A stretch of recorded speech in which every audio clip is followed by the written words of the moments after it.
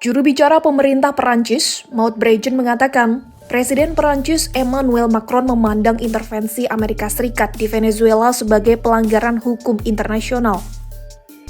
Komentarnya ini mengklarifikasi reaksi publik awal Macron bahwa rakyat Venezuela hanya bisa bersukacita atas penggulingan Presiden Venezuela Nicolas Maduro. Ia menyebut metode penangkapan yang digunakan Washington itu tidak didukung maupun disetujui oleh Prancis. Usai pasukan AS menangkap Maduro, istri, dan putranya lalu menerbangkan mereka ke New York. Ia menegaskan Prancis akan selalu membela hukum internasional karena itu adalah syarat untuk stabilitas dan perdamaian global.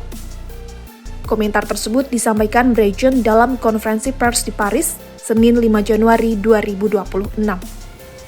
La position de la France, encore une fois, est claire. L'action du président Trump contrevient au droit international. Nous avons et nous défendrons toujours le droit international parce que c'est la condition pour la stabilité et la paix mondiale. Pour autant, il s'agit là d'un dictateur et donc nous le prenons en compte. Son départ est, et c'est les mots du président de la République, une bonne nouvelle pour les Vénézuéliens. Et troisièmement, nous ne nous cantonnons, je ne vais pas réussir à le dire, on ne fait pas que, encore une fois, condamner ou commenter, comme certains le font en France, ce qui s'est passé. Nous avons une position qui est une position de lucidité, et donc nous devons, encore une fois, réarmer la France et l'Europe pour lui permettre d'être davantage souveraine. Et puis ensuite,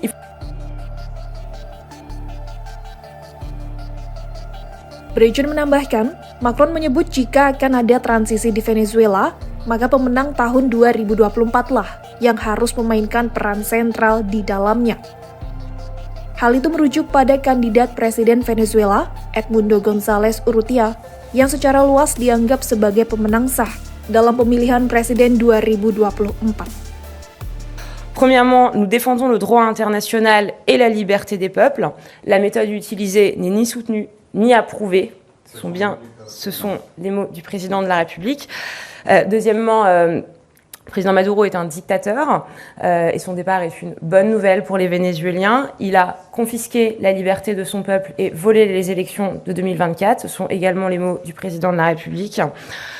Troisièmement, la France soutient la souveraineté populaire et cette souveraineté populaire s'est exprimée en 2024.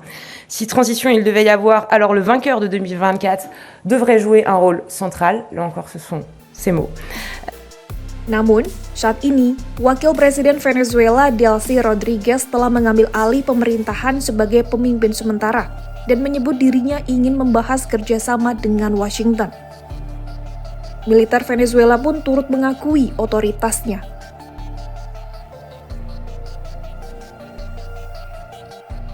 Di sisi lain, reaksi Macron itu menuai kritik dari beberapa tokoh politik di Perancis, yang sebagian besar diantaranya melihat Macron sebagai pihak yang menjilat Presiden AS Donald Trump.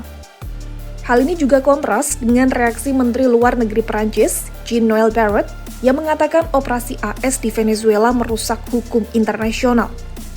Ia menekankan bahwa tidak ada solusi untuk krisis Venezuela yang dapat dipaksakan dari luar.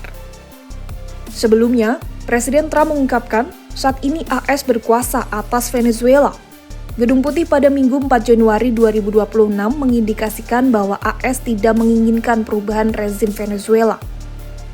AS disebut hanya ingin pemerintahan Venezuela baru yang patuh, bahkan jika diisi dengan mantan sekutu Maduro sekalipun.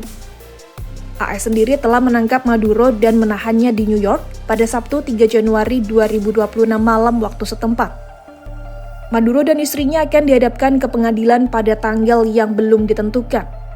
Mereka didakwa dengan narkoterorisme, mengimpor bertonton kokain ke AS, dan kepemilikan senjata ilegal.